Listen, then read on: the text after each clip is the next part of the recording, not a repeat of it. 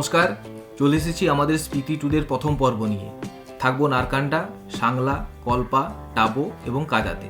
তবে এই ভিডিও কল্পাতে গিয়ে শেষ হবে। পরের ভিডিও নিয়ে আসবো স্পিতি নিয়ে।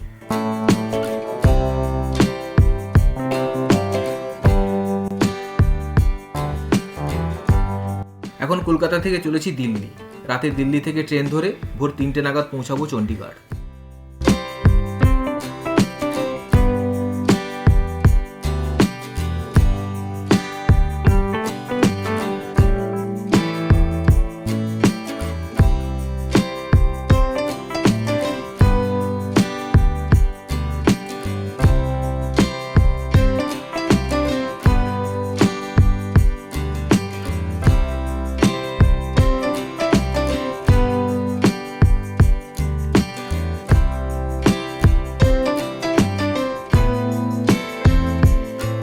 আমরা এখন দিল্লিতে ল্যান্ড করেছি। এরপর মেট্রো করে যাব নিউ দিল্লি স্টেশনে। তবে সঙ্গে মালপত্র বেশি থাকলে গাড়ি করে যাওয়াই সুবিধাজনক।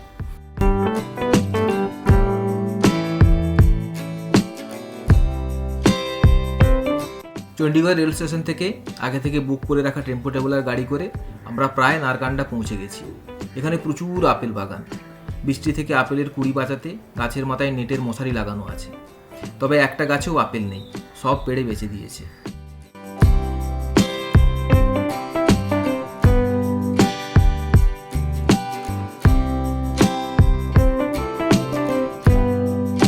নারকান্ডায় এটা আমাদের হোটেল। পরিষ্কার পরিচ্ছন্ন ছিমছাম hotel with bar cum restaurant, Sam Regency. Chandigarh থেকে আসতে লাগলো প্রায় 8 ঘন্টা।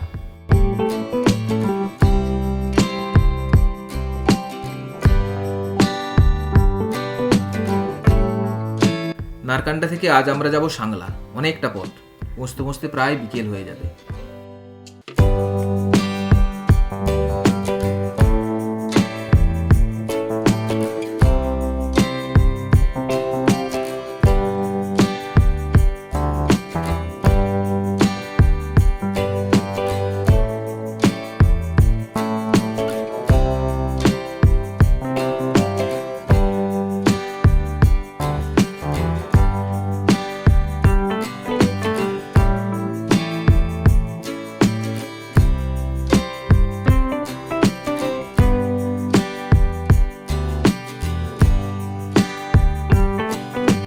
এইবার প্রবেশ করছি কিন্নরে।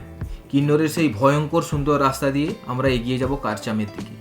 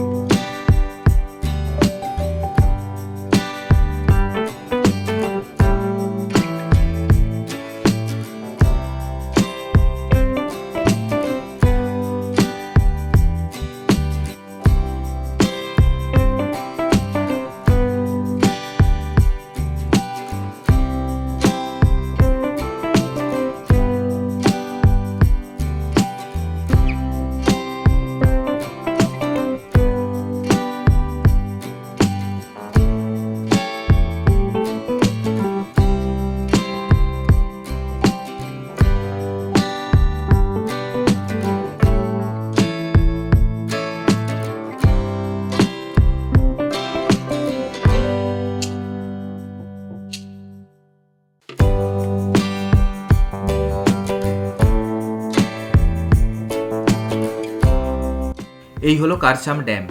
এখানে শতদ্রু আর বসপা নদী দুটি এসে মিশেছে। কলপার দিক থেকে এসেছে শতদ্রু আর সাংলার দিক থেকে এসেছে বসপা। এখানে বসপা নদীর ধার ধরে আমরা যাব সাংলা।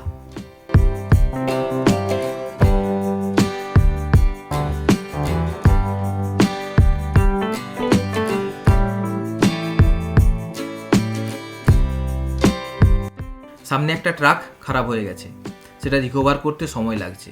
গাড়ি কখন ছাড়বে কেউ জানে না।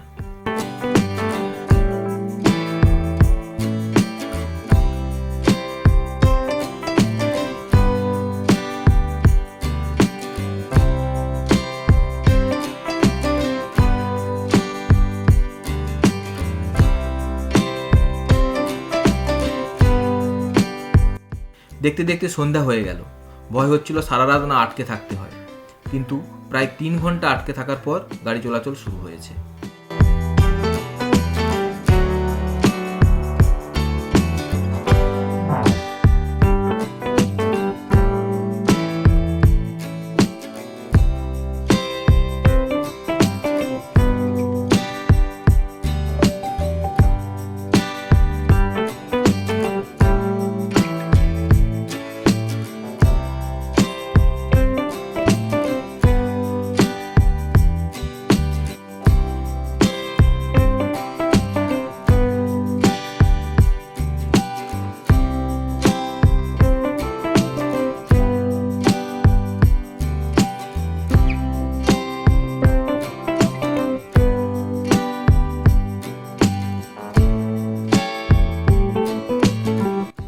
সাংলাতে আমাদের হোটেল গ্রিন প্লাজা।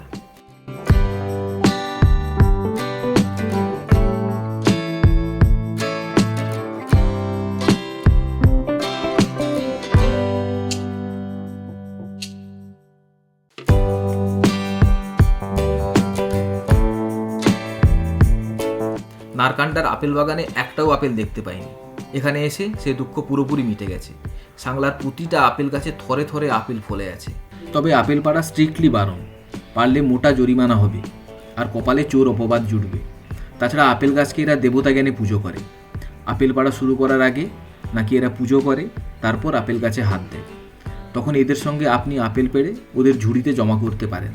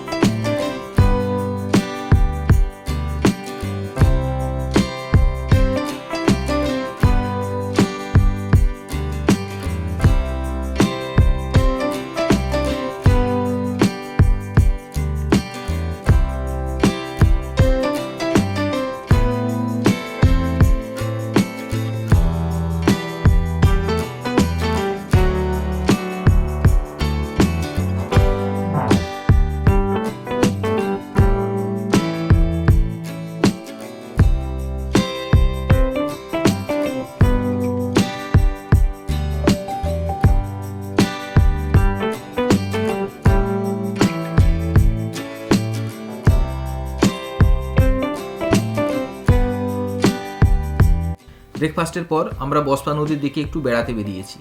এদিকে রাস্তার দুপাশে প্রচুর আপেল বাগান, আর সব গাছই লাল টুকটুকে আপেলে ভরা। দেখে চোখ জুড়িয়ে যায়।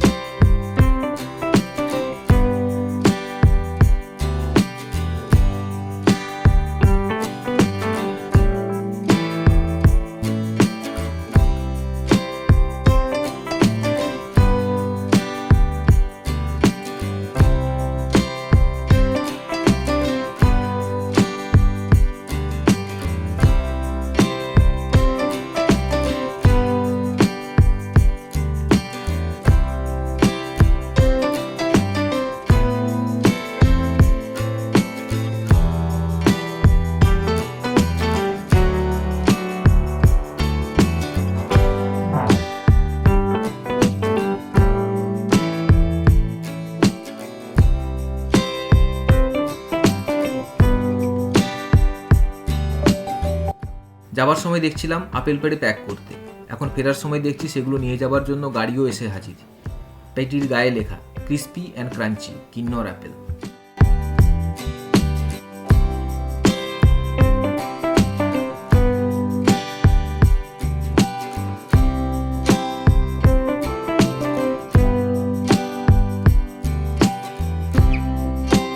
এখন আমরা চলেছি চিটকুলের দিকে। চিটকুল দেখে আবার ফিরে আসবো সাংলাতেই। কারচাম থেকে চিটকুলের রাস্তা যেমনি সুন্দর তেমনি ভয়ঙ্কর, পাশে ভয়ানক খাড়াই খাদ। তবে এই সাংলার রাস্তাঘাট বেশ সরু, তাই জ্যাম হয় খুব। সাংলার সঙ্গে ম্যাচিং করে আমরা নাম দিয়েছি জ্যামলা।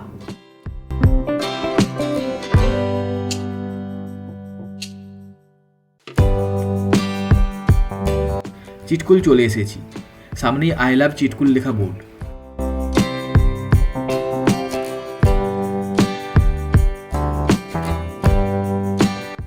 সামনের ওই যে ভ্যালিটা, ওটাই হলো চিটকুল। ভ্যালির মধ্য দিয়ে বয়ে চলেছে বসপা নদী, আর দূরে বরফে ঢাকা পাহাড়। দুর্দান্ত জায়গা।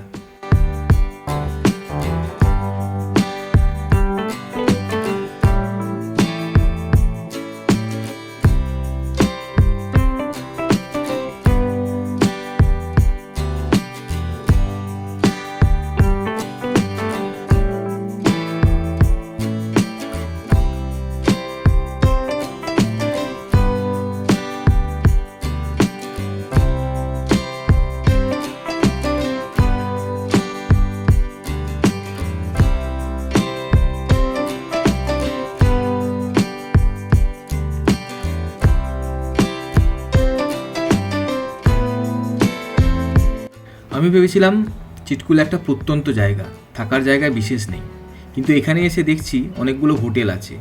আদিম মানুষের মতো এইসব পাথরের ঘরেও থাকা যায়। নদীর ধারে রিভার ক্যাম্প আর কটেজও আছে অনেকগুলো। ক্যাম্প আর কটেজগুলোর ফোন নাম্বার এই ভিডিওতেই পেয়ে যাবেন।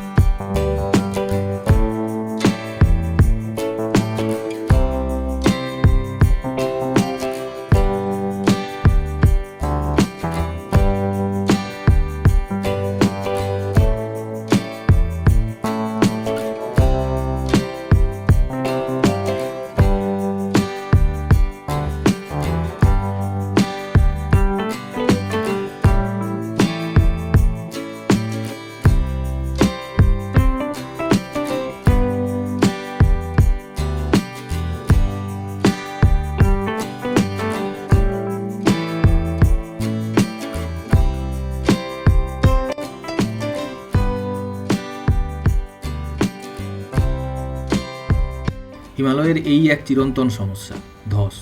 মাঝে মাঝেই ধস নামে রাস্তার উপর। এবার হরপাবান আর ধসের কারণে মানালি ভীষণভাবে ক্ষতিগ্রস্ত হয়েছে। কিন্নরেও অনেক জায়গায় রাস্তার উপর পাহাড় নেমে এসেছে।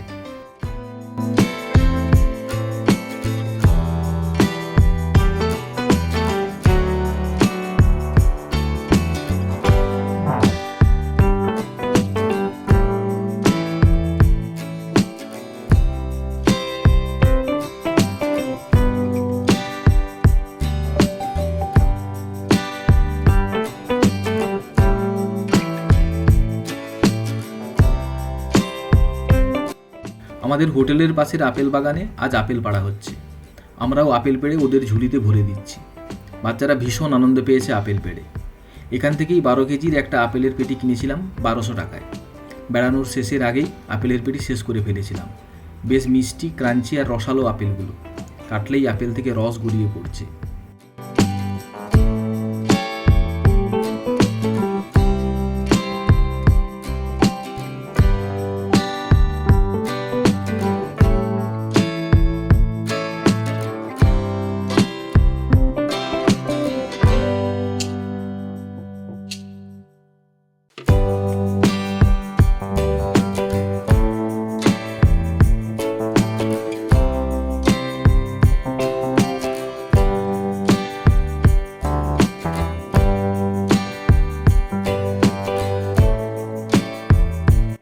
সাংলা থেকে এখন আমরা যাব কল্পা। পথে দেখে নিচ্ছি কামরু ফোর্ট। এটা আসলে একটা মন্দির। মন্দিরে ঠাকুর দেখতে গেলে বেশ কয়েকটা নিয়ম মানতে হবে।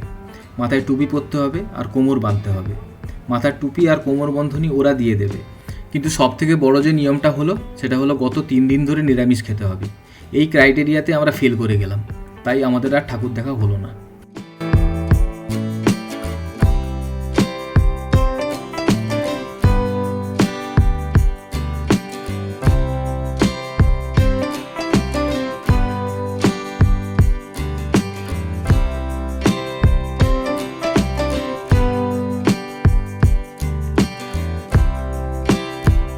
কামরু ফোর্ট থেকে নামার সময় এই আপেল বাগানটা পড়ে।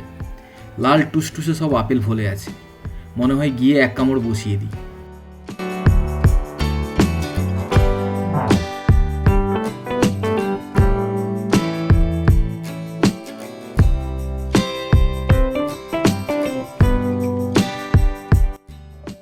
সাংলা থেকে করছাম ড্যাম হয়ে আমরা যাব কল্পা। সাংলা যাবার পথে এই রাস্তা অন্ধকারে ঢেকে গেছিল, ফলে কিছু দেখতে পাইনি। এখন দিনের বেলায় এই রাস্তা দিয়ে যাচ্ছি। রাস্তা যেমনি সুন্দর তেমনি ভয়ঙ্কর।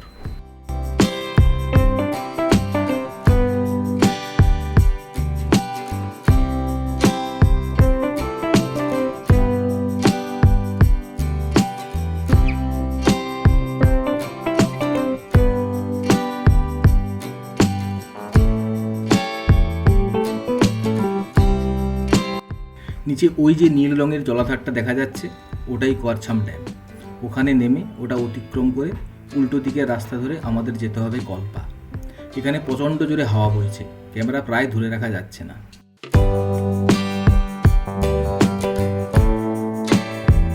এই হলো করছাম ড্যাম। বসপা নদী ছেড়ে এবার আমরা শতদ্রু নদীর পাশ দিয়ে এগিয়ে যাব কল্পার দিকে।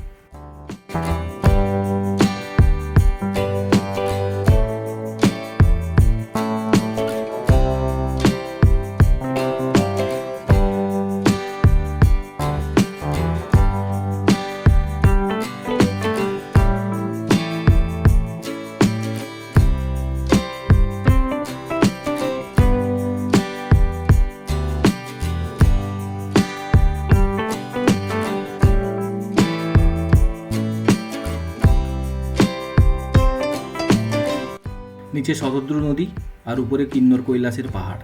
ফাটাফাটি লাগছে দেখতে। কিন্নরের সদর দপ্তর রেকংপিওতে ঢুকে পড়লাম আমরা। আমাদের হোটেল রেকংপিওতে। এখন আমরা সোজা উপরে উঠে সুইসাইড পয়েন্ট আর রঘিগ্রাম দেখে ফিরে আসবো সন্ধ্যা নামার আগে।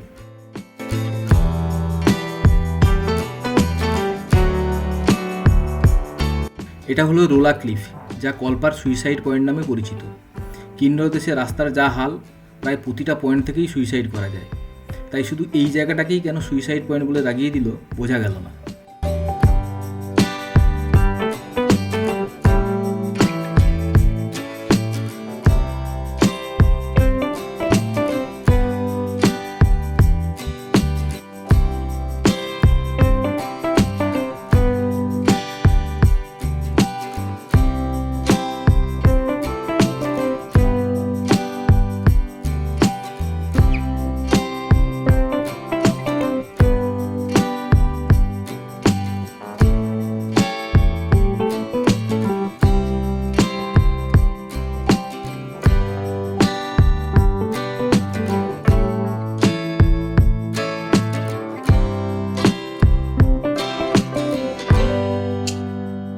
সুইসাইড পয়েন্ট থেকে আমরা চলে এসেছি রঘিগ্রামে। এটাই এদিকের শেষ গ্রাম। এখান থেকে কিন্নর কৈলাস রেঞ্জ অসাধারণ সুন্দর দেখায়।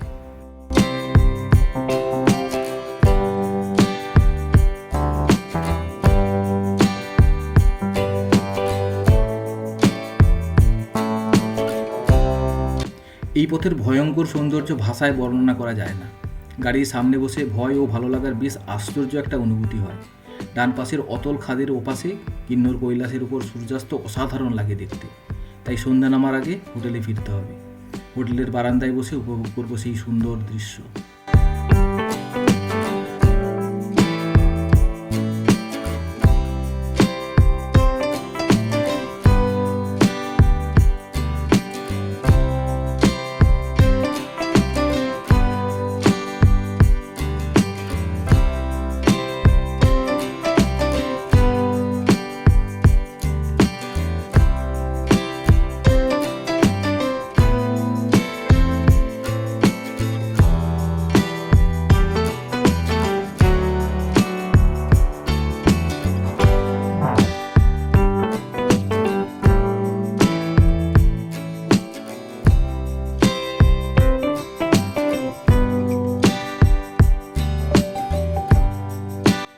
কিন্নরের কালচে লাল আপেলের জাত, এটা অসাধারণ স্বাদের। সময় মতো চলে এসেছি আমাদের রুদ্রাজ হোমস্টেতে। এবার বারান্দায় বসে সূর্যাস্ত দেখার পালা।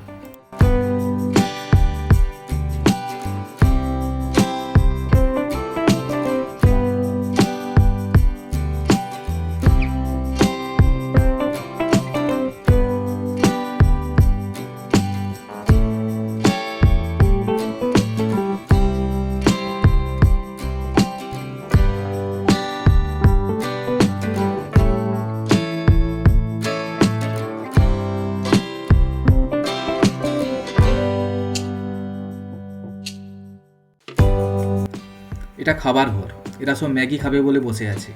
এই রুদ্রাজ হোমস্টে আমাদের বেশ ভালো লেগেছে। রুমগুলো বেশ পরিপাটি করে সাজানো, খাওয়ার ঘরে জুতো খুলে ঢুকতে হয়, এটা আমি আগে কোথাও দেখিনি। কাল সকাল সকাল আমরা বেরিয়ে পড়বো স্পিতি ভ্যালির উদ্দেশ্যে। সেই ভিডিও নিয়ে আমি কিছুদিন বাদেই আবার ফিরে আসবো।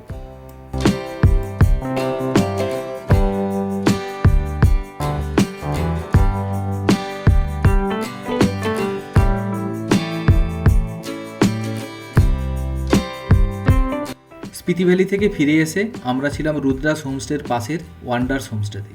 গত রাতে প্রচুর বৃষ্টি হয়েছিল, আর উপরের পাহাড়ে এইভাবে বরফ পড়েছিল। যাবার সময় যে পাহাড়গুলোতে শুধু পাথর দেখেছিলাম, আজ তারা সব বরফে সাদা। এই ভিডিওটি দেখার জন্য অসংখ্য ধন্যবাদ। কিছুদিনের মধ্যেই স্পিতির ভিডিও নিয়ে আমি ফিরে আসবো। ভালো থাকবেন সবাই, বাই বাই।